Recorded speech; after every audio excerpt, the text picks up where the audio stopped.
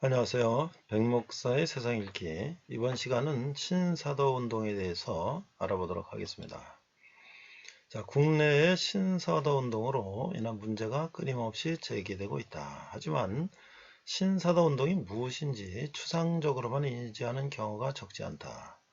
신사도 운동이 무엇인지 명확한 이해가 필요하다. 이 원고는요, 월간 현대 종교에 나온 기사를 소개합니다.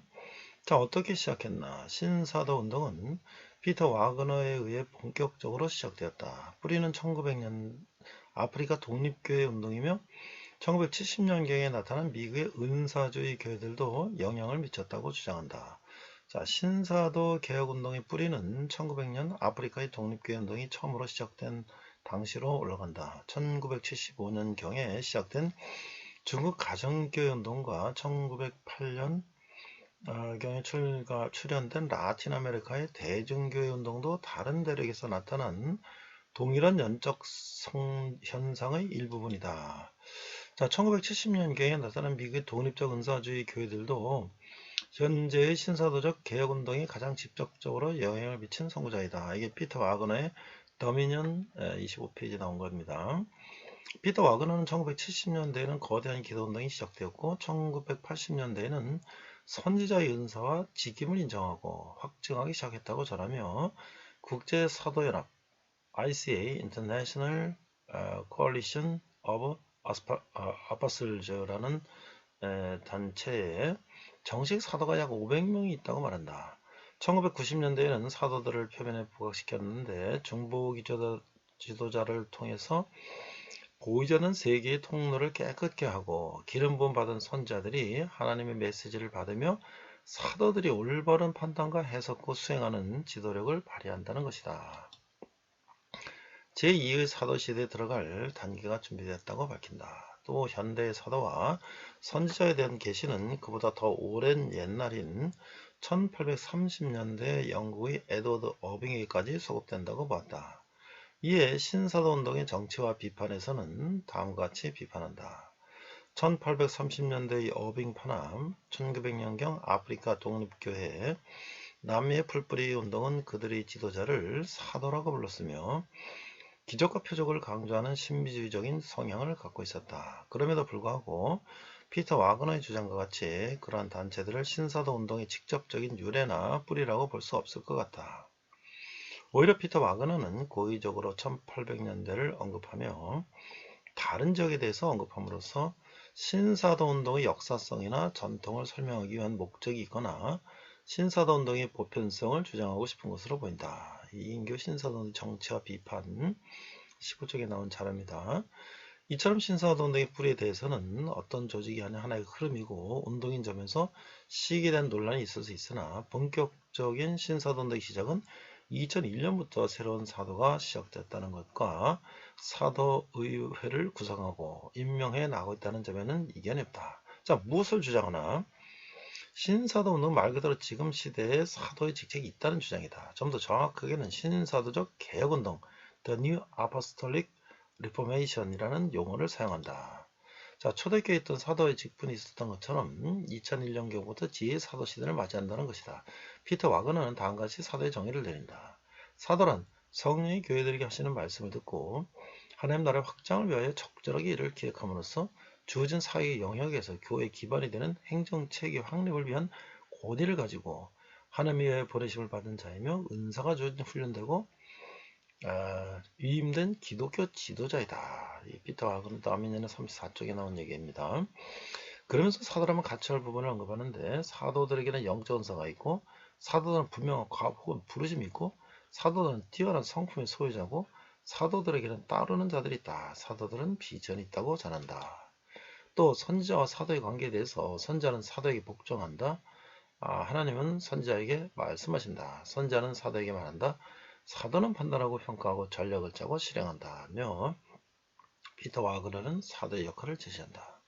자, 피터 와그너는 자신의 책 사도와 선지자에서 사도의 종류에 대해 언급한다. 많은 수의 교회 또는 선교단체들로 구성된 네트워크를 주도하는 수직적인 사도, 다른 사도들에 대한 권위를 가지는 수평적인 사도, 여기서 호라이전틀 아파슬 이 다 수직적인 버티컬과 또 사도 중 다른 은사와 직입 있는 하이픈으로 연결된 사도를 소개하면서 피터 와그너는 성도의 수가 700, 800명이 넘도록 역동적으로 성장하고 있는 교회의 목사들은 아마도 대부분 목사 사도 혹은 사도 목사의 직임을 가진 이들로 보아될 것이라는 가설을 세웠다고 말해 사도에 대한 범위를 넓게 보고 있다.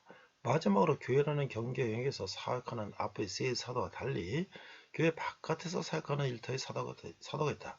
피터 와그너는 재정, 기술, 제약, 산업, 교육, 군사, 정부, 법, 매체, 사업, 교통, 핵물량, 농업 및 사회를 구성하는 수백 가지 각 영역마다 사도들이 있다고 믿는다고 전한다. 피터 와그너는 신사도운동 초기 교회 내 집중되었던 사역에서 점점 영역이 넓어져 사회 변혁에 관심을 갖기 시작했다. 사회 변혁을 위한 두 기둥이 필요하고 7개의 산, 세븐 마운틴 을 정복하지 않으면 사회 변혁을 할 수 없다고 전한다. 사회 변혁을 지탱한 두 개의 기둥은 일터교회, The Church of the Workplace와 부의 이동이다. 사회 변혁을 위해서는 7가지 문화의 틀이 동시적으로 변화되어야 하는데 이것을 7개의 산이라고 부르며 종교, 가족, 비즈니스, 예술, 매스컴과 연애, 정부, 교육이다. 이 부분에 대한 중요성은 신사도주의 운동의 정신을 기초로 교육하는 캠퍼스인 와그너 리더십 인스티튜트 WRI에서도 볼 수 있다. 수강 과정에는 예언학파, 지역파, 축사학과, 영적 전투학과 등과 함께 세븐 마운틴 학과도 있다. 7산에 대한 간략한 소개와 더불어 7산의 영역에서 실질적인 영향력을 행사할 수 있는 원리, 지혜와 전략을 훈련하게 될 것이라고 소개한다. 또 피터 와그너는 가난의 영을 떼어내고 번영의 영을 초청해야 한다고 말한다. 그에 져서 변화를 위한 지침서 320쪽에서 우리에게 남겨진 도전은 우리의 영적 무기로 가난의 영이라는 강한 자를 결박하여 사람들의 삶과 우리의 사역, 우리의 주변 환경에서 떼어놓은 다음 내가 하나님의 번영의 영이라고 부르는 그것을 초청하여 그 자리를 대신하게 하는 것이다 라고 말한다. 부의 거단 이동에 대해서 그의 저서 더미언에서는 하나님 나라의 원칙들을 고수하는 의로운 사람들의 수중에 막대한 양의 재산이 없다면 우리가 원하는 사회 변형은 기대할 수 없을 것이다. 이 기둥의 기초는 가난의 영을 파괴하는 것이다 라고 말한다. 막대한 재산이 있어야만 사회를 변혁할 수가 있다는 것이다. 자, 그런데 이 신사도 운동이 뭐 다 좋은데요. 왜 문제가 되는가? 자, 신사도 운동은 왜 문제가 되고 있는가? 교단에서 참여를 금하라는 결의까지 하면서 성도들에게 주의를 주는 이유는 무엇인가? 첫 번째 문제로 꼽는 것은 사도라는 직분이다. 명칭이 신사도인 것을 알 수 있는 것처럼 현 시대에 새로운 사도가 존재한다는 것이다. 피터 와그너는 그의 저서 도미니언에서 선제의 은사와 직임은 1980년대 확정되기 시작됐고 1990년대에는 교회 내 사도의 은사와 직임이 인정되기 시작했다고 주장한다. 또한 하나님의 목적을 온전하게 이루기 위하여 중보기도자들과 선자들 그리고 사도들은 모두 필요하며 또한 순서적으로 그렇게 되어야 하는 것이다. 따라서 그들이 제자리에 왔을 때 제2의 사도시대에 들어갈 단계가 된 것이다. 라고 기록한다. 대부분 전문가들은 1세기의 사도 직분이 현재 특정인들에게 주어진다는 것은 비성경적이라고 입을 모은다. 사도나 선지자 직분이 현재에도 존재한다는 주장은 여러 교단이 신사도 운동을 결의하는 이유 중에 하나다. 자, 두 번째는 극단주적인 신비주의 현상인 우려를 표한다. 신사도 운동과 일정한 관련이 있는 인물들이 대표로 있는 기관이나 집회덕에서 일어나는 현상을 문제로 보는 것이다. 초기 사도 멤버였던 채안의 경우 그에 져서 성령의 불속으로 메다니 출판사에 나온 건데요. 빈야드 집회에서 웃음, 임파테이션을 경험했다며 성령님께서 우리에게 앉은 곳을 지나가셨을 때 나는 무언가에 취하는 느낌이 들었다. 그러나 나는 웃음을 참을 수 없었다. 웃음은 20분간 계속되었다. 모든 것이 웃었다. 아무도 웃은 얘기를 하지 않았는데도 웃음을 참을 수가 없었다고 고백했다. 직통 계시, 예언, 임파테이션도 지적받는다. 지금 시대 성경 외의 계시가 있다는 주장, 개념 완성 체험, 예언을 성경보다 중요시하는 모습이다. 임파테이션을 위해 사도에게 안수기도를 받는다.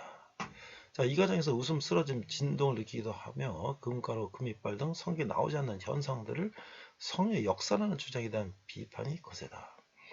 제2사도시대를 주장하는 신사도 운동은 비성경적이라는 비판을 받고 있다. 현재 여러 교단에서 참여 금지 등 주의를 요구하고 있으며 여러 심리적 현상에 대해서도 우려를 표하고 있다.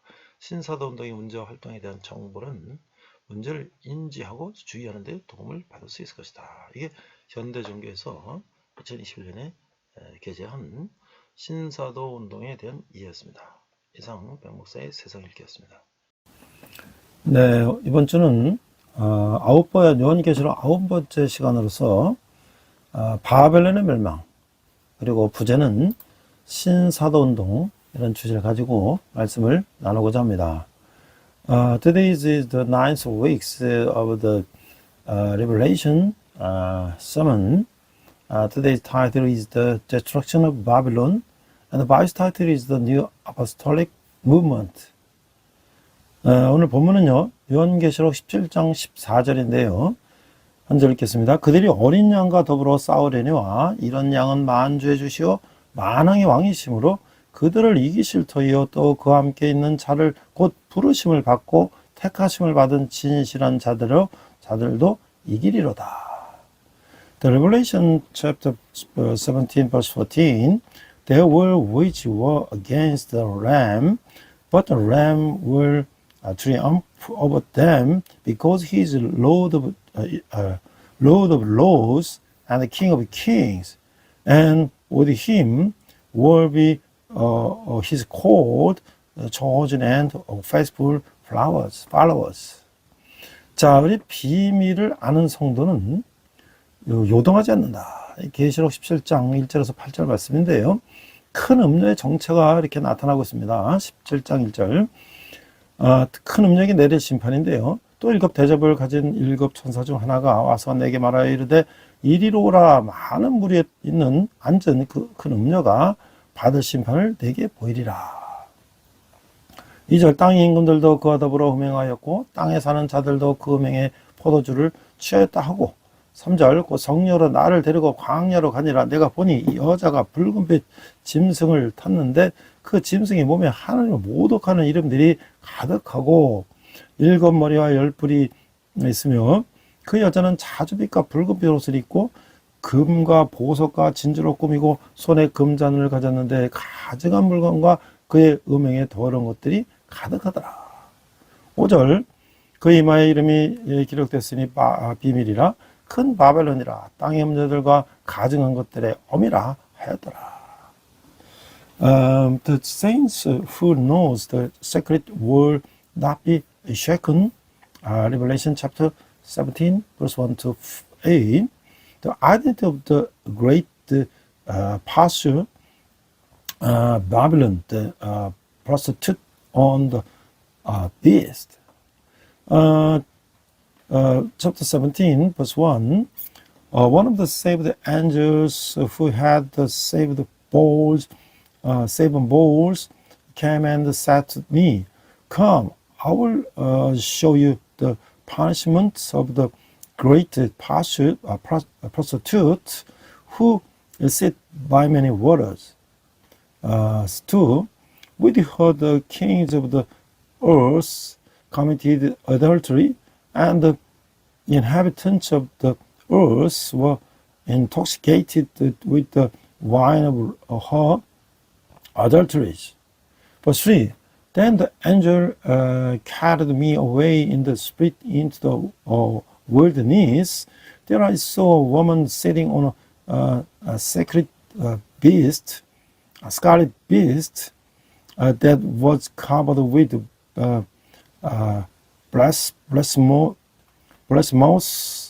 names and had 7 heads and 10 horns. Verse 4, the woman was dressed in purple and scarlet and was glittered with gold, precious stones and pearls. She held a golden cup in her hand, all filled with abominable things and fifths of her adulteries. Verse 5, the name written on her forehead was a mystery. Babylon, the great mother of prostitutes and of the abominations of the earth. 자, 이게 하나님의 백성을 핍박한 바벨론인데요. 하나님에 대적하는 세력은 반드시 심판을 받는 거예요. 로마 제국을 상징하는 바벨론은 땅 임금들을 우상 숭배로 이끌었죠. 요한은 광야에서 붉은빛 짐승을 탄 큰 바벨은 큰 음녀들과 가증한 것들의 어미라는 이름의 여자를 봤는데 그 짐승의 몸에는 하나님의 이름을 모독하는 이름이 가득한 거예요. 이는 스스로를 신으로 여겼던 로마 황제들을 의미하는데 여자가 화려한 옷과 보석으로 치장한 것은 이후에 나올 그리스도의 신부가 입는 흰 옷과 대조가 되는 거죠. 여자는 자신을 따르지 않은 성도와 예수의 증인들이 흘린 순교의 피에 취해 있어요. 하지만 하나님은 그분의 백성을 납치한 여자를 심판해서 죄의 대가를 치르게 하실 것이요. 세상은 부와 명예를 최고의 가치로 여기죠. 그러나 성도는 화려함으로 욕하는 세상의 이 악한 문화를 멀리하고 오직 말씀과 기도로 거룩함을 입어야 하는 것이죠. The first, Babylon, the persecutor of God's people, chapter 17, verse 1 to 6. The power of the opposed God will surely be judged. Babylon, symbolizing the Roman Empire, led the kings of the earth into idolatry.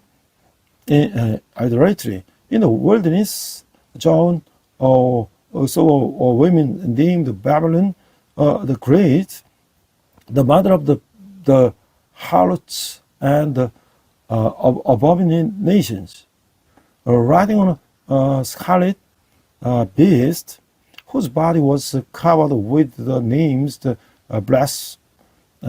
blaspheme God's name. This refers to the Roman empires who considered themselves gods. The woman was adorning with splendid clothing and jewels contrasted with the white garments worn by the bride of Christ, who will appear later. The woman is drunken on the blood of the martyrs shed by the saints and witnesses of the Jesus who did not follow her. But God will judge the woman who oppressed his people and make her pay for sins. The world values wealth and fame above all else. However, believers must shun the world's evil culture with the temples with its glamour and be clothed in holiness solely through the word and prayer. 자, 음료와 그 짐승의 정체를 아는 것이 이 본문을 이해하는데 이제 열쇠인데요. 계시록 기록될 당시에 기독교를 향한 로마의 이 박해가 절정에 달았어요. 그래서 여러 학자가 큰 음료는 로마다. 그리고 여자가 올라탄 붉은 짐승은 로마 제국의 권세를 상징한다고 봤던 거예요. 그 여자는 금은보화로 자기를 꾸미고 손에 금잔을 가졌는데 이것은 로마 황제가 자신에게 부여한 모습이죠. 땅의 임금들이 큰 음료에 더불어 음행했다는 것은 많은 사람이 로마 황제 숭배에 참여했음을 말하고 있는 거예요. 로마 제국의 이런 모습은 심판받을 세상의 모습인데 이 모든 행위는 하나님을 모독하는 것이며 하나님 이를 더럽고 가증스럽게 여겨나가는 거예요. 성도는 신앙을 위협하고 우상 숭배를 강요하는 세상을 대적해야 하는 것이죠. Understanding the identities of the woman and the beast is key to understanding the text. At the time the book of Revelation was written, Roman persecution of Christianity was at its peak. Therefore, many scholars believe the great woman represents Rome, and the scarlet beast should rise represents the part of the Roman Empire. The woman adorned herself with gold and silver jewelry and had a golden cup of her hands. An image bestowed upon her by the Roman Emperor, the fact that the kings of the earth committed fornications with the great woman indicated that many people participated in the worship of the Roman Emperor. This great of the Roman Empire is the state of the world that will be judged. All of those acts are blasphemies against God, and he deems them filthy and abominable. Saints must oppose ideologies that threaten faith and force idolatry. 자, 그래서 이제 여자와 짐승의 비밀이 6, 7, 8절에 나오는데요. 또 내가 보면 이 여자가 성도들의 피와 예수의 증인들의 피에 취한지라 내가 그 여자를 보고 놀랍게 여기고 크게 놀랍게 여기니 천사가 이르되 왜 놀랍게 여기느냐 내가 여자와 그 같은 7마리의 열뿔을 가진 짐승의 비밀을 내게 이르니라. 네가 본 짐승은 전에 있었다가 지금은 없으나 장차 무저갱으로 돌아와 멸망으로 들어갈 자니 땅에 사는 자들로서 창세 후에 그 이름이 생명책에 기록되지 못한 자들이 이전에 있었다가 지금 없으나 장차 나올 짐승을 보고 놀랍게 여기리라. The secret of the woman and the beast, chapter 17, verses 6 to 8, verse 6. I saw that the woman was drunk with the blood of God's holy people, the blood of those who bore testimony to Jesus. When I saw her, I was greatly astonished. Verse 7, then the angel said to me, why are you astonished? I will explain to you the mystery of the woman and the beast. She rise, which has the 7 heads and the 10 horns. Verse 8, the beast which you saw once was, now is not, and yet will come up out of the abyss and go to its destruction. The inhabitants of the earth, whose names have not been written in the book of the from the creation of the world, will be astonished when they see the beast, because it once was, not in not, and yet will come. 그러니까 이 짐승의 비밀은요, 이 성도를 화려함 뒤에 있는 숨겨진 그 악을 볼 수 있어야 하는 거예요. 천사는 요한에게 음녀와 그녀가 타고 있는 짐승에 관해서 설명하고 있어요. 7마리와 10뿔을 가진 짐승은 전에 있었지만 지금은 없고 장차 무저갱으로부터 올라와서 멸망으로 들어갈 것이다. 이는 악한 세력이 예수 그리스도의 십자가 죽음과 부활로 인해 결정적인 패배를 맛보고 그 힘을 발휘하지 못하게 됨을 의미하는 거예요. 악의 세력은 이후에 잠깐 풀려나 세상을 현혹하고 권세를 휘두르겠지만 그의 운명은 결국 멸망한다는 거예요. 성도는 잠시 권세를 지닐 악의 세력이 아닌 영원한 왕이신 하나님을 경외해야 한다는 것이죠. The second, the secret of the beast, chapter 17, verse 7 to 8, saints must be able to see the evil hidden behind the splendor. The angel explained the John about the prostitute and the beast she rise. The beast were 7 heads and 10 horns was once there, but is no longer there. It will rise from the abyss and go into destruction. This signifies that the forces of evil will suffer a decisive defeat and were rendered powerless by the death and the resurrection of Jesus Christ. The forces of evil will be released for a brief period rather to deceive the word and the word power, but the ultimate destiny is destruction. Saints must be fear God, the eternal King, not the forces of evil that will hold power for a short time. 그 로마의 기독교 박해는 아주 심각했죠. 여자가 피해치했다는 묘사는 많은 성도가 순교를 당한 그 상황을 알려주고 있는데, 요한은 성도를 핍박하는 여자의 모습을 보고 놀랐지만 천사는 놀랄 일이 아니라는 뜻 말하며 여자의 짐승의 비밀을 알려주겠다고 하는 거예요. 큰 짐승은, 그 짐승은 장차 무정에서 올라와 멸망의 운명에 놓이는데, 세상에서 권세를 휘두르고 자신에게 신성을 부여하며 사람들을 현혹하지만 결국 멸망의 자리로 들어갈 뿐이라는 거예요. 세상의 마지막은 이와 같아. 생명체 기록되지 못한 자들은 이 짐승이 행하는 일들을 보고 놀랍게 여겨 그를 추종할 것이죠. 하지만 그의 실상과 운명을 아는 하나님의 백성은 이런 상황에 동요하지 않고 끝까지 마음을 지킨다고 하는 거예요. The persecution of the Christians in Rome was extremely severe. The description of the woman being drunk of the blood indicates the martyrdom of many believers. John was shocked to see the woman persecuting the believers, but the angel responded with a reassuring tone, promising to reveal the secret of the woman and the beast.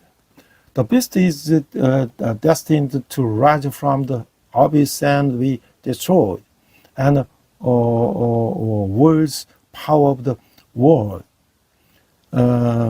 ascribes itself the destiny and deceives people. But ultimately, it was only lead to the destruction. This is how the world will end. Those whose names are not in the book of life will be astonished at the beast's deeds and follow him. However, God's people, knowing the true nature and destiny, remain unshaken by this situation and remain steadfast to the end. 자, 그래서 이제 사탄의 권세에 기하는 주님의 말씀에 응할 것이라는 거예요. 그 일곱 머리와 이거 열뿔 나온 이 짐승들은 이제 그 악한 세력과 이제 어린 양이 이제 전쟁하게 되는데, 아침 안개처럼 사라질 이게 세상 권세를 쫓는 것은 어리석은 일이죠. 일곱산 일곱 왕을 의미하는 이 바에 관해서는 다양한 견해가 있어요. 학자에 따라서 일곱 왕을 일곱 명이 로마 황제로 해석하기도 하고, 또 애굽, 아수르, 바벨론 등 역사 속의 강대국으로 해석하기도 하고, 하여튼 악의 상징으로 보기도 해요. 로마가 실제로 일곱 언덕 위에 세워졌기 때문에 일곱 산은 로마를 가리킨다고 보기도 하죠. 자, 열불에 대해서는 로마 제국의 분봉으로 보는 견해가 있는데, 짐승을 따르는 세상 나라의 막강한 권력을 상징하는 것이라고 할 수도 있어요. 그 영원할 것처럼 보이는 세상 권세는 어린 양 앞에서 패배하는 거예요. 여자가 앉은 일곱 산은 일곱 언덕 위에 세워진 로마를 가리키는데, 일곱 왕은 로마 황제를 의미하는 것이고, 여덟 장은 이전 황제들과 비교되는 정도로 포악한 황제의 등장을 나타내고 있어요. 열불로 묘사되는 세상의 왕들은 황제와 더불어 한 마음으로 어린 양과 전쟁을 벌이는 거예요. The war between the evil power and the ram, chapter 17, verse 9 to 14, it is foolish to pursue worldly powers that will vanish like the morning mist. There are various views regarding the meaning of the seven mountains and the seven kings. Some scholars interpret the seven kings as the seven Roman emperors. Others as historical powers such as Egypt, Assyria, and Babylon, or others simply as symbols of the evil. Since Rome was actually built on 7 hills. Some believe that the 7 mountains represent Roman itself. Some see the 10 horns as vassal kings of the Roman Empire, symbolizing the immense power of the worldly nations that follow the beast. The seemingly eternal powers of the world are defeated before the ram. The 7 mountains on which the woman sits represent Rome. Built on 7 hills, the 7 kings represent the Roman emperors. The 8th king representing the rise of the emperor whose cruelty surpasses that of the previous emperors. The kings of the world depicted as 10 horns joined the emperor and war against the ram. 하지만 이 만주의 주시오 만왕의 왕이신 어린 양 예수 그리스도는 짐승과 그를 따르는 나라들을 꺾고 승리하신다는 거예요. 그리고 교회는 이 승리의 영광을 함께 누릴 것이죠. 세상에 똘똘 뭉쳐 대항해도 하나님을 이길 수는 없다고 하는 거예요. 유한한 세상 권세를 쫓아 함께 멸망하는 것은 어리석은 일이다. 성도는 영적 전투의 현장에서 항상 그리스도 편에 서야 한다는 것이죠. 아무리 대단해 보여도 세상 권세는 잠시 있다가 사라지는 것일 뿐이에요. 우리는 영원히 사라지지 않는 하나님 나라를 사모하며 그 안에서 거해야 한다는 것이죠. However, the Ram, Jesus Christ, the Lord of Lords and the King of Kings, will triumph over the beast and the nations that follow him, and the church will share in the glory of the victory, even if the world unites and opposes. It cannot defeat God. It is foolish to pursue the finite worldly powers and perish together. Saints must always stand on the side of the Christ in the spiritual battlefield. No matter how great they may seem, worldly power is fleeting, and fleeting will miss the wrong for the eternal kingdom of God and dwell within it. 자, 그래서 음녀에 대한 이제 천사의 증언이 나오는데요. 이제 이 자멸하는 악의 세력, 그 악한 세력은 마음과 미움과 다툼으로 자멸하고 말아요. 그 세상에 속한 모든 나라와 백성이 음녀의 지배 아래 있어요. 그녀의 권세는 강하고 영원해 보이죠. 하지만 악의 세력 내부에서 미움이 싹트고 그들은 내분에 쌓인다는 거예요. 구약시대의 사악한 왕비 이세벨이 개들에게 먹혔듯이 그 음녀의 화려한 옷은 벗겨지고 사는 짐승의 먹이가 되고 마는 것이죠. 이 모든 일은 하나님의 계획 안에서 일어나는데 세상을 호령하던 음녀와 그녀를 무너뜨린 짐승 모두 하나님의 주권 아래 움직이는 피조물에 불과하다. 하나님은 최악의 상황에서도 뜻하신 바를 성취하시는 거예요. 성도가 믿고 의지할 대상은 온 우주를 주관하시고 통치하시는 하나님뿐이다 라고 하는 것이죠. The self-destructive power of the evil, chapter 17, verse 15 to 18. The evil power that draws itself through hatred and strife. All the nation and the people of the world are under the control of the prostitute. Her power seems strong and eternal. However, hatred sprouts within the evil power, and they are engulfed in the internal strife.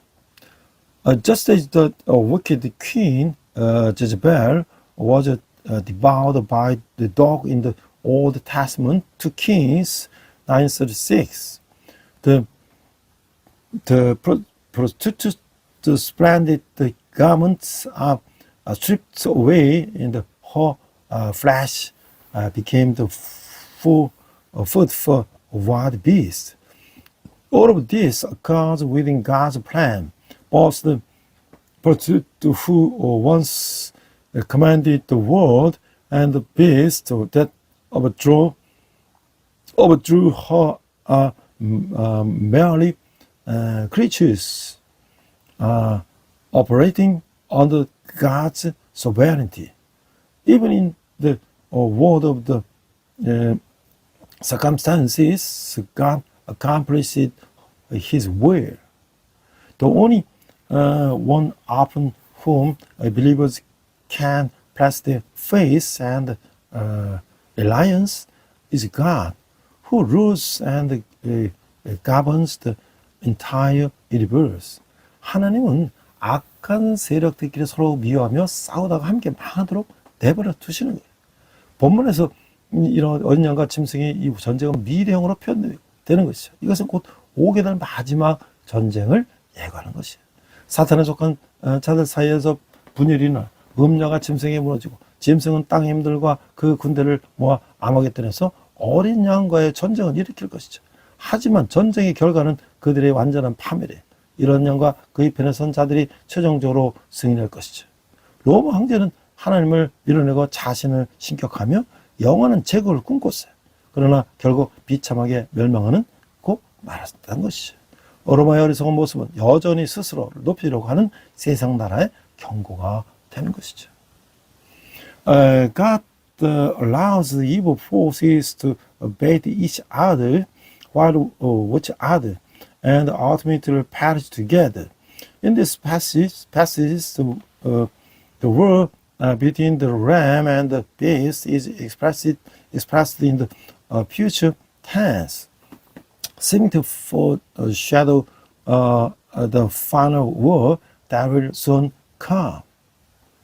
Division will arise among those who belong to Satan, causing the who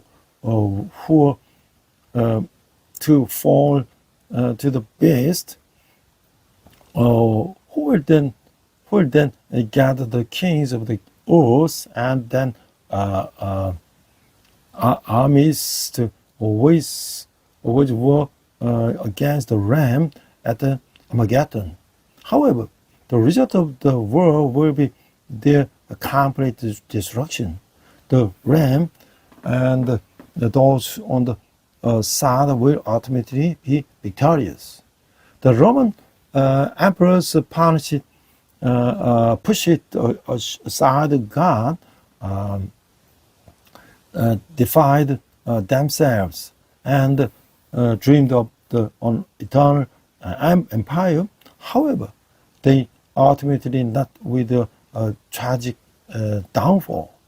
The Romans' foolish action served as the warning to the nations of the world still seeking self-exaltation. 자, 이제 제가 이제 이 바벨론, 그런 이 바벨론 행동을 하는 것은 이게 이 로마 시대의 바벨론이 누구인가? 라는 것들을 이제 여러 이야기를 하고 있어요. 근데 최근에 이제 문제가 되는 것 중에 하나가 이제 신사도 운동이라는 게 있는데, 위키피디아를 찾아보니까, 이게 신사도 운동이라든지 이게 신사도 개혁이라는 것이, 이게 이제 신사도 개혁 운동이다 이렇게 하고 있는데요. 오순절 및 아야프 같은 은사주의 운동과 미국 내에서 회복주의 영향을 받아서 형성된 종교적 운동이다. 근데 이 운동은 기존 교회와 교파와 완전히 다른 새로운 교회 운동이다. 신의 교회 행정에서 잃어버렸던 직위들, 그 이름하여 사도의 예언적 직위를 회복시킨다는 내용을 골자로 하는 것인데, 대표적인 인물로 이제 피터 와그너라는 목사가 있는데요. 계시 은사 문제로 많은 문제점을 보여서 기존 교회의 견해와 충돌을 보여주고 있어요. 아이합이라는 게 이제 International House of Prayer라는 게 있는데 이게 신사도운동, New Apostolic Reformation, NAR이라는 것이 서로 깊은 관련을 맺고 있다. 그래서 이제 그런 단체 운동으로 이제 아이앱의 창시인 마이크 비클은 신사운동의 주요 인물들과 교류를 했으며 아이앱은 신사운동의 사상과 신천을 확산시키는 데 큰 역할을 했다. 이런 얘기예요. From the Wikipedia, a new apostolic movement. The apostolic Reformation, also known as the New Apostolic Movement, is a religious movement influenced by the charismatic movement like Pentecostalism and IHOP, as well as Restorationism in the United States. The movement is completely new church movement, distinct from exciting churches and denominations. Its core message is that God is restoring the lost positions in the church's administration, namely the position of the apostle and the prophet.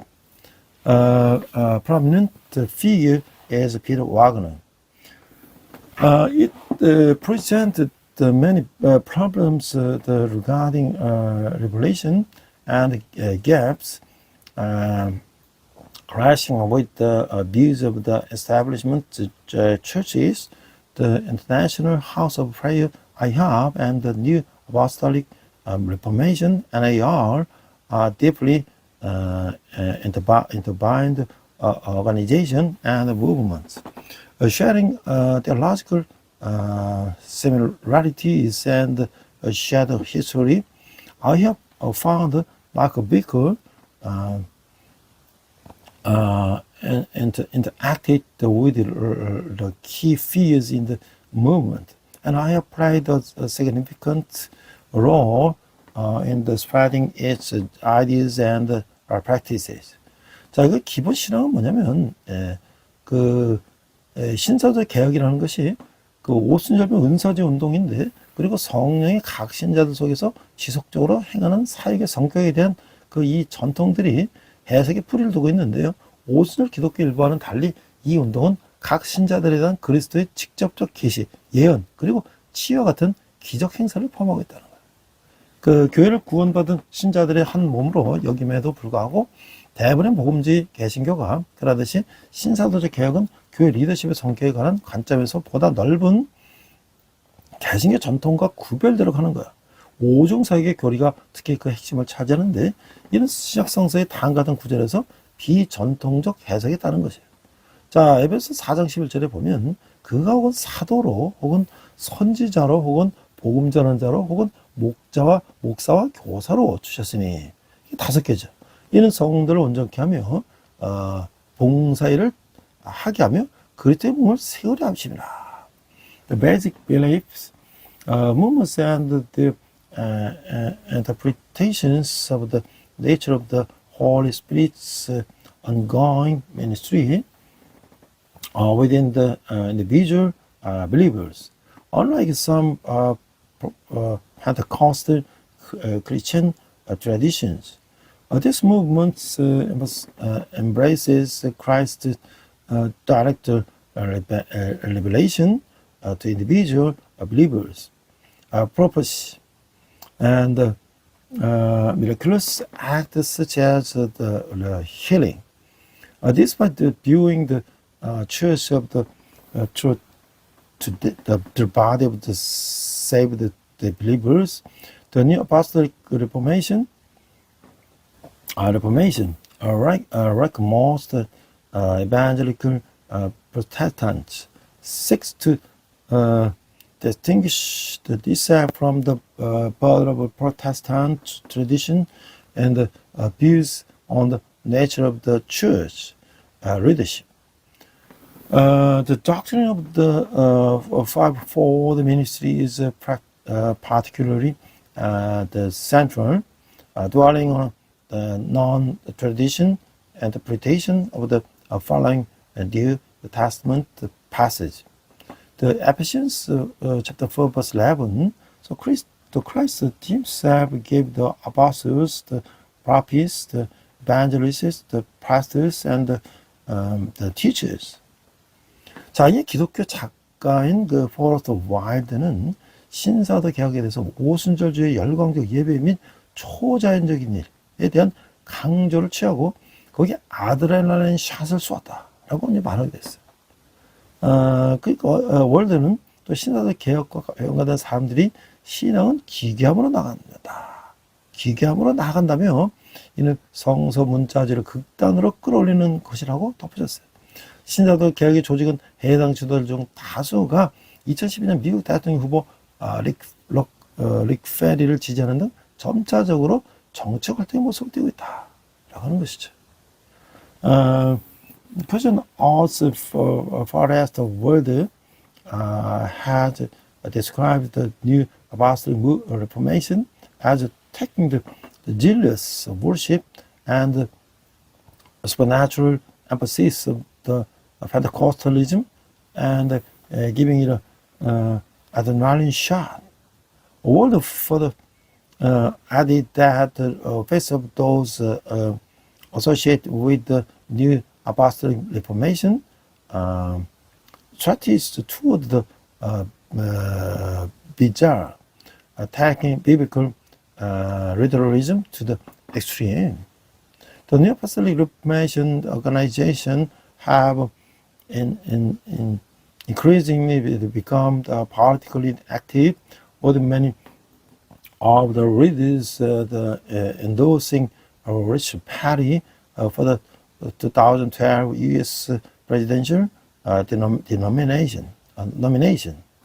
자, 역사를 보면요, 신사적 개혁의 역사 뿌리는 20세기 후반에 미국 은사제 교회로 거슬러 올라가는데, 이 같은 이 명칭의 초기 사용은 피터 와그너가 언론들에게 자신을 사실상의 창립적인 지도자로 인식하도록 하려고 한 데서 비롯되는데요. 비인사주의 및 오순절 신학 전통에서 이 운동은 적은 주고목을 받았어요. 와그너는 제2차 사도시대가 2001년에 시작되었다면서 이는 예언자들과 사도 잃어버린 지기들이 이 시대에 회복되는 때라고 주장하게 됐다는 거예요. The second history, the Apostolic Reformation traces its historical roots to American charismatic churches of the late 20th century, with the early use of the term stemming from Peter Wagner. Wagner's attempts to position himself as the founder of the reader to journalists. The movement has received less attention with the non-charismatic and Pentecostal theological traditions. Wagner even argued that the Second Apostolic Age began in 2001, making the restorations of the lost titles of the prophet and apostle during this era. 자, 이게 비판을 받고 있는데요. 신사운동은 개신교의 기본적 전통인 역사적 성경 해석을 초대교회의 사도 전통, 초기 공교회 시기의 신조들을 수용하지 않는다고 하는데, 개신교의 다양한 교파들이 있으나 어느 교파도 예수 그리스도를 직접 만난 사도들을 대신할 수 없다고 여기했는데, 신사운동은 사도의 재형성을 주장하며 새로운 기독교의 방향을 제시한다고 주장하는 거예요. 성경과 사도의 전통이 아니라 성경과 자신들이 선출한 사도를 통해서 완전히 다른 기독교를 형성을 할 것이라고 선함으로써 더 이상 기독교의 범주에 있지 않겠다는 의미가 된다고 하는 거예요. 신사운동은 소위 하나님 나라의 현존 신학과 연결되어 있고, 보수 기독교 웹사이트인 이메일 brigade.com의 마르사 웨스트는 가증스러운 이단이라고 부르기도 했다는 거예요. The criticism, the new apostolic movement rejected the fundamental Protestant traditions of the historical biblical interpretation. The apostolic tradition of the early church and creeds of the early Catholic Church, while Protestantism encompasses various denominations. None can replace the apostles who personally encountered Jesus Christ. However, the new apostolic movement asserts that it's reshaping the apostles and thus offering a new direction for Christianity. This means that they were no longer to be categorized as a Christian, declaring that they were forged completely different to Christianity based on the Bible and their own chosen apostles, rather than on the Bible and the apostolic tradition. The new apostolic movement has been linked to the so-called kingdom now theology, which Marcia West of the conservative Christian website emailbridge.com has called abominable heresy. abominable heresy. 샌디 제이콥스 및 루 앵글 같은 지도자들은 동성애 혐오로 해석되거나 다른 식의 비가정적 발언에서 그 비판을 받아왔는데, 제이콥스는 자신이 일본 쓰나미를 예언했으며 이는 일본이 충분히 기독교로 돌아오지 않았기 때문에 일어난 일이라고 주장하는가 하면, 또 이를 바락 오바마가 주도한 미국 군대 내 동성애 관련 DADT, Don't Ask, Don't Tell의 폐지와 결부시키기도 했다는 거예요. 와그는 자신 같은 신사적 교회의 과반수가 사회활동을 영적 전쟁으로 보고 있다고 말했다는데, 독일에서 광우병이 중지된 것이 구성원의 초자연적인 능력, 그 표현을 하면 한 예로서 실행을 통해 역사니라, 이렇게 주장했다는 거예요. Readers such as St. Jacobs and Lo Engel have been criticized for making statements that could be interpreted as homophobic or otherwise intolerant. Jacob has claimed that she practiced the Japanese tsunami because the country had not sufficiently returned to Christianity, and has also linked this to the Barack Obama repeats of the Don't Ask, Don't Tell (DADT) law regarding homosexuality in the U.S. military. Wagner stated that the majority of the New Apostolic Church, like himself, viewed the mystery as a spiritual warfare. The crime that the end of the medical disease in the Germany was medical disease was the example of the supernatural power. He termed it of members with the God walking through them. 자, 이제 우리 다시 성경으로 돌아와서요. 내 백성아 죄에서 나와라. 바벨론의 멸망이 선포되는 거예요. 자, 바벨론의 멸망이 이 원인과 결과는 뭔가? 자, 이제 보니까 성경은 죄로 물든 이 세상에 반드시 멸망할 것이라고 일관되게 말하고 있어요. 그 영구할 것처럼 보이던 바벨론도 그럴 것이죠. 미래에 일어날 일을 무너졌다라고 과거형으로 하는 것은 그리 반드시 이루어짐을 강조하는 거예요. 바벨론 당시 성도들에게 로마였고, 오늘날에는 악한 세상을 가리키는데 외적으로는 화려해 보이지만 내적으로는 우상 숭배와 불경건으로 가득한 곳이죠.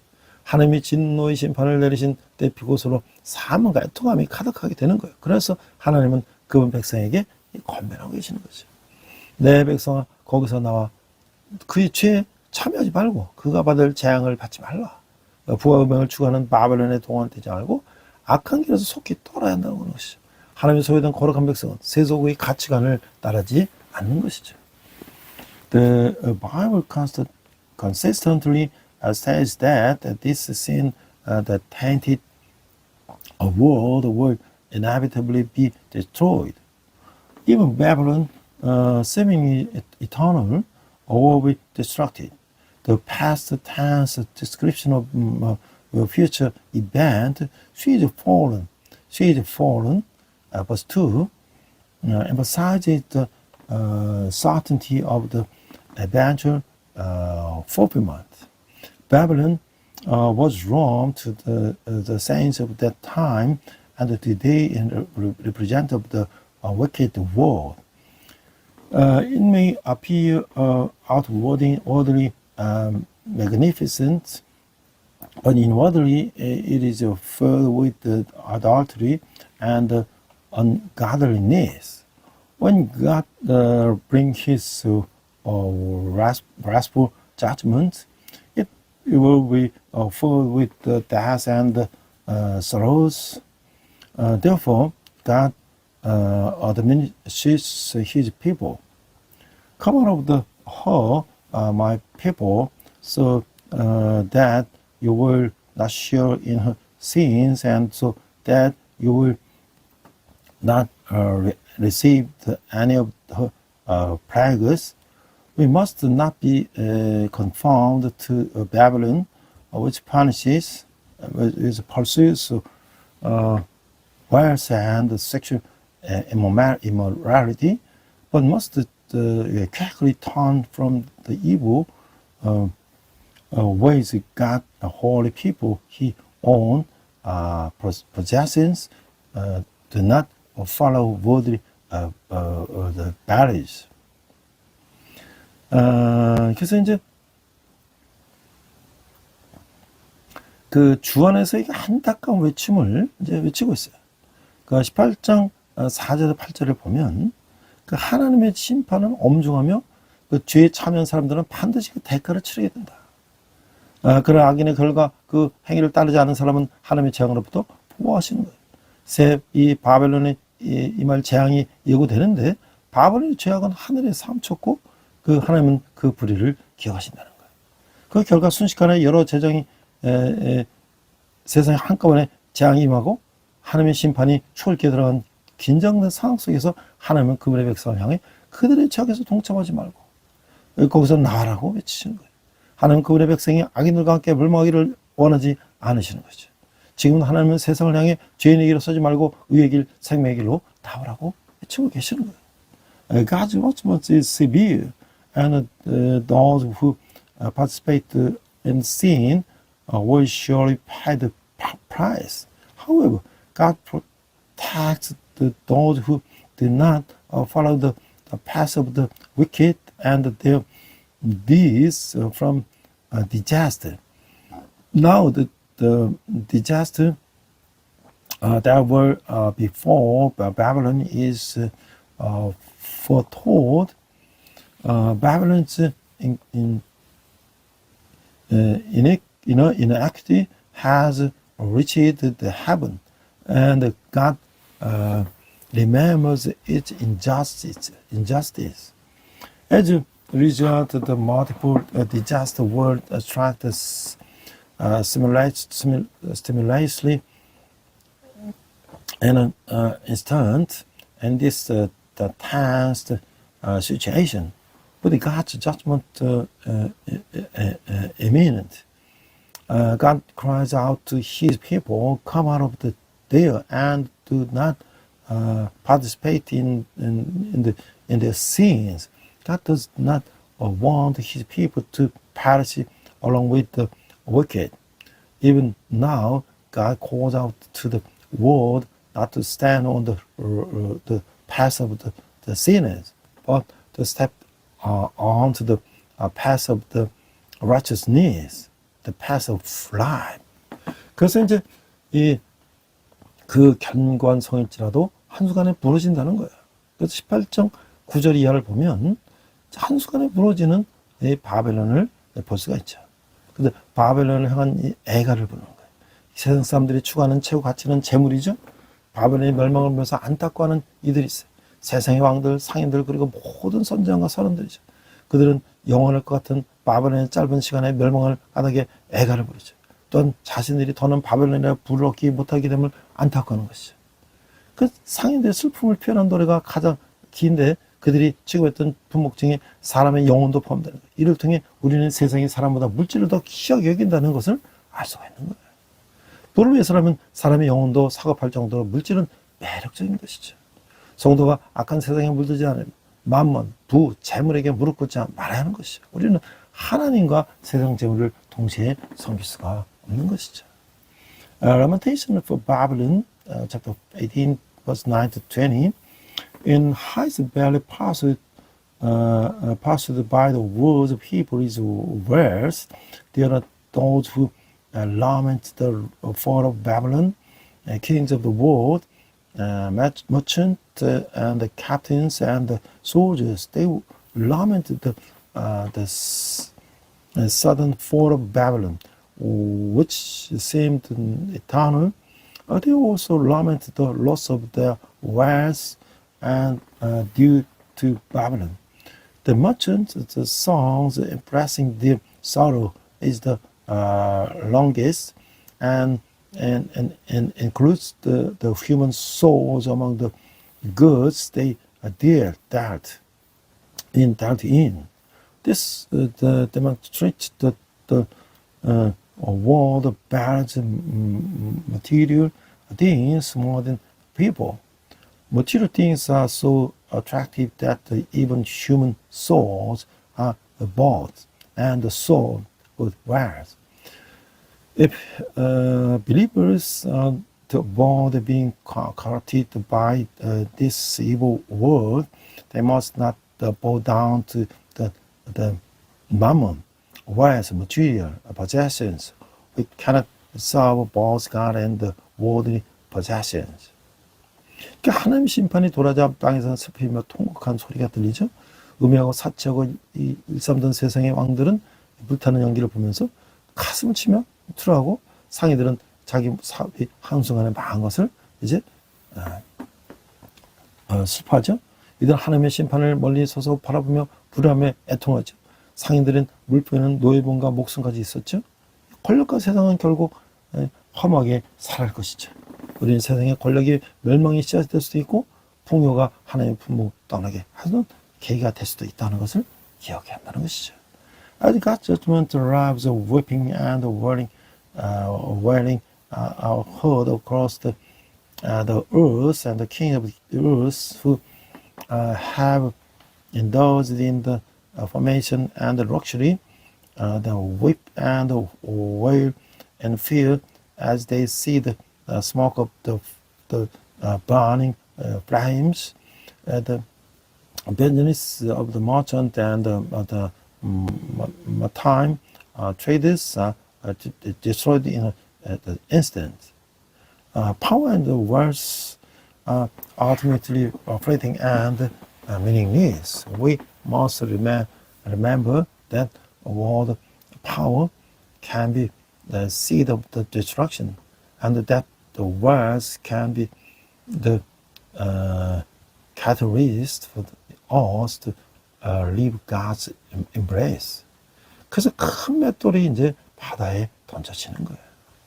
그러면서 바벨론이 이제 치유를 받게 되는데, 하나님은 믿음 때문에 고난당하는 성도 편에 계시죠. 11세기 로마 제국의 복종 아래 성도들은 언제 끝날지 모르는 핍박을 견뎌냈던 것이죠. 그들에게 하나님은 천사를 통해서 바벨론 혹은 음녀를 불리는 로마가 순식간에 멸망 것을 보여주시는 거예요. 하나님은 그분의 백성을 천하보다 귀하게 여기시는 것이죠. At the end of Babylon, the persecuted of the saints, chapter 18, verse 21 to 24. God is on the side of the saints who suffer for the faith under the tyranny of the Roman Empire in the first century AD. The saints endured the persecution with no end, and the side of God to the angel showed them that Rome called Babylon the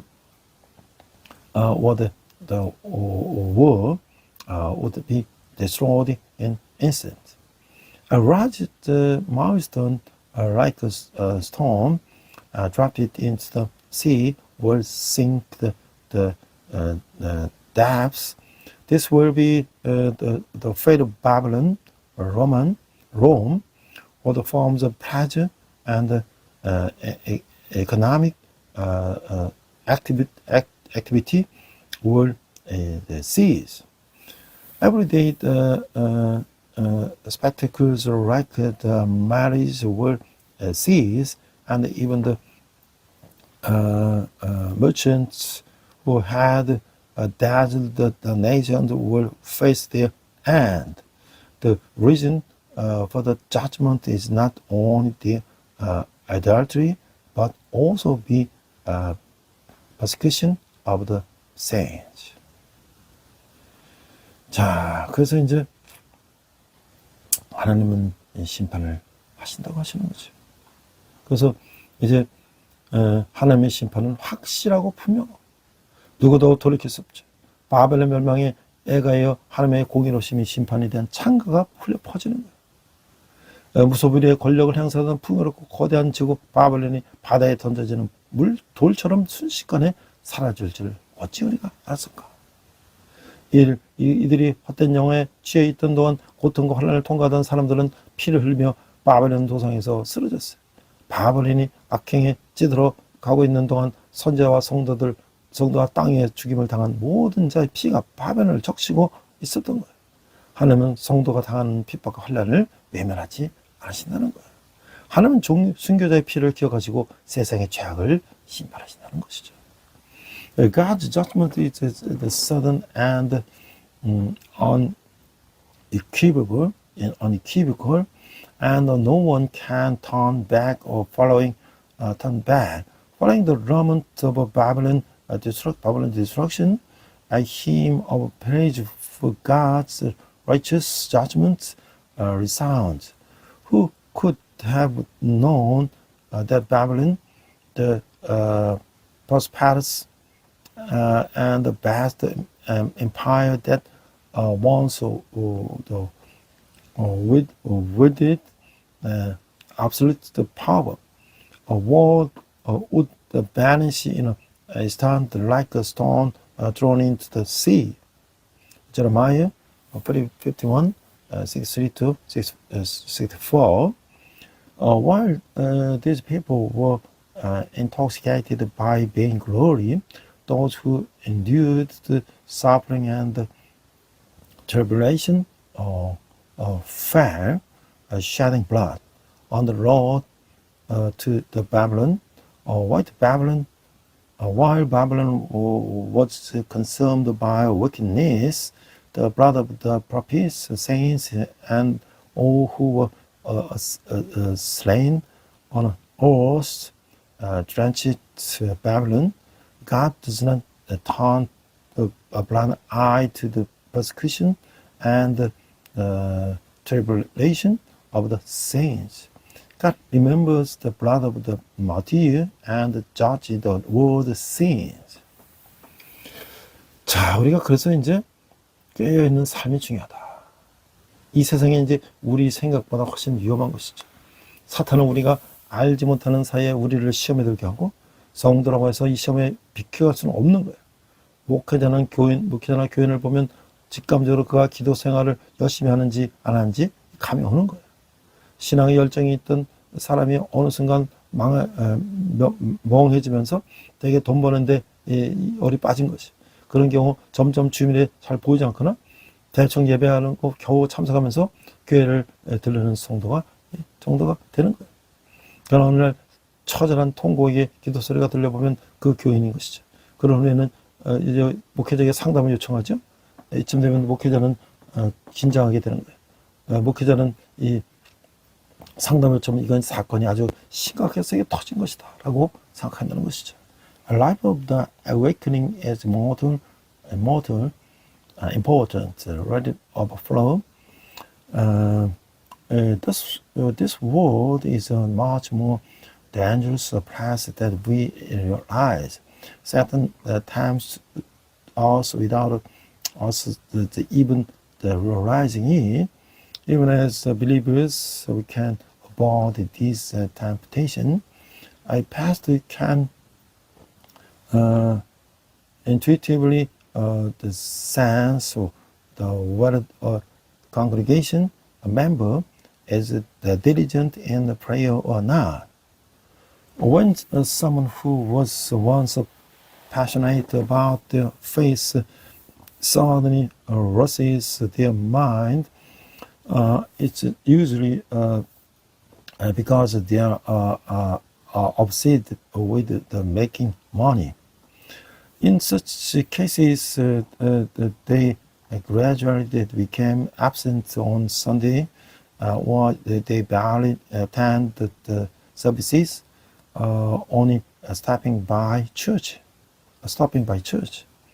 Then one day they hear a desperate cry of the prayer, and it's that the person. Then they ask the pastor for counseling. At this point, the pastor becomes nervous. If they ask the pastor for counseling, it means the situation has become very serious. 그 잘 돌아가던 사업이 한순간에 멈춰서 완전히 바닥을 친 것이죠. 그래서 이런 우스갯소리가 있어요. 새벽기도 열심히 나오던 사람이 나오지 않아도 걱정되지만 나오지 않던 사람이 갑자기 나와도 걱정이 된다는 거예요. 실제로 그렇죠. 아니 새벽기도에 나오지 않던 저분이 왜 나오셨을까? 저분이 새벽기도에 나오실 정도면 정말 큰 사고가 났구나 하지 하고 걱정하게 된다는 거예요. 사탄은 늘 우리 영혼을 노리죠. 영적 시험이 특히 어려운 까닭은 언제 어떻게 치를지 알 수 없기 때문인 것이죠. 학교 시험 때 평소 실력이 중요하듯 이것 역시 사전에 준비하고 끼어있는 자세가 중요하다고 하는 것이죠. A business that was going well suddenly came to a surging halt, hitting rock bottom. So there's a joke. If someone who used to attend dawn prayers diligently does not show up, it's worrying.